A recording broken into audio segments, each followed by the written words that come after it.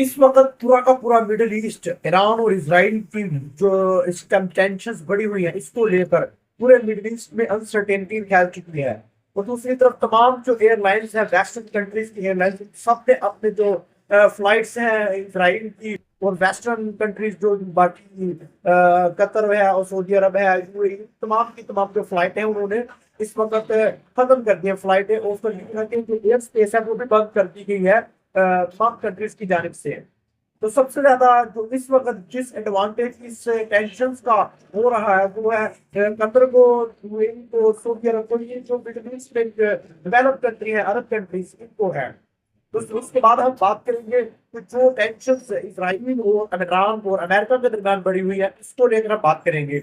तो सबसे पहले हम बताएं कि जो अमेरिका के सैंड कमांडर हैं और ब्लैक रॉक, जो कि डेल्टा फोर्स कमांड के हाथ में, डेल्टा फोर्सेस आपको बावजूद वो फोर्सेस है अमेरिका की जो डील करते हैं, यानी कि जैसे कि सदर आयतुल्लाह खामनेई को उनके बंकर से उठाना हो, यानी कि निकोलस मेडोरो को उठाना था। ये डेल्टा फोर्सेस का काम है, किसी भी कंट्री के ग्राउंड लेवल पर जाकर फोर्सेस ने जो काम करना था, ये डेल्टा फोर्सेस अमेरिका की करती हैं।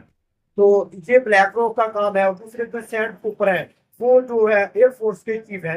ये दो जो कमांडर हैं अमेरिका के, इनकी मीटिंग इस वक्त इसराइल की जो हाई ऑफिशियल अथॉरिटीज है उनके साथ हो चुकी है। मुकम्मल प्लान तैयार कर लिया गया और अब वो सही वक्त का इंतजार कर रहे हैं कि किस वक्त एयरफोर्स को ऑर्डर दिए जाए कि वो ईरान की न्यूक्लियर फैसिलिटीज, गवर्नमेंट के जो बिल्डिंग्स हैं, उनके ऊपर अटैक कर दिया जाए। तो इस वक्त बहुत ज्यादा खराब सूरत हाल, डेंजरस सिचुएशन बनी हुई है। इसी वजह से तमाम कंट्रीज ने अपनी जो फ्लाइट्स थी वो भी इस वक्त बंद कर दी है, एयर स्पेस बहुत ज्यादा इस वक्त कंडीशन खराब है। और दूसरी तरफ आपको बताता चलूं कि ये जो है इसराइल है, उसने एक और अनाउंसमेंट किया है सैमसंग ऑप्शन का। सैमसंग जो ऑप्शन है इनका, इसके मुताबिक जो 1989 के करीब ये एक किताब शायद की गई सैमसंग ऑप्शन के नाम से। उस किताब के मुताबिक इसका कहना है कि अगर तो हमारे ऊपर अटैक किया जाता है और हमें किसी किस्म का ऐसा होता है कि इसराइल को खतरा है, तो वो पूरी दुनिया, यानी कि जो दुश्मन है इस्लामिक कंट्री, वो हर तक कोशिश करेंगे कि वो अपने तमाम दुश्मनों को, इस्लामिक कंट्री को, 57 कंट्री है उनके ऊपर जो एटॉमिक अटैक करते हैं।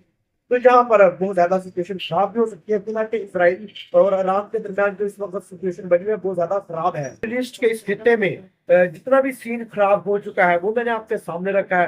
देखते हैं कि अब सर्वाइवल किसका जरूरी है। ईरान अपनी ताकत मनवा सकता है या ईरान को अमेरिका और इसराइल मिलकर जो कि दुनिया में सुपर ताकतें हैं अमेरिका, तो क्या इसराइल और अमेरिका मिलकर ईरान की ताकत को गिरा सकते हैं।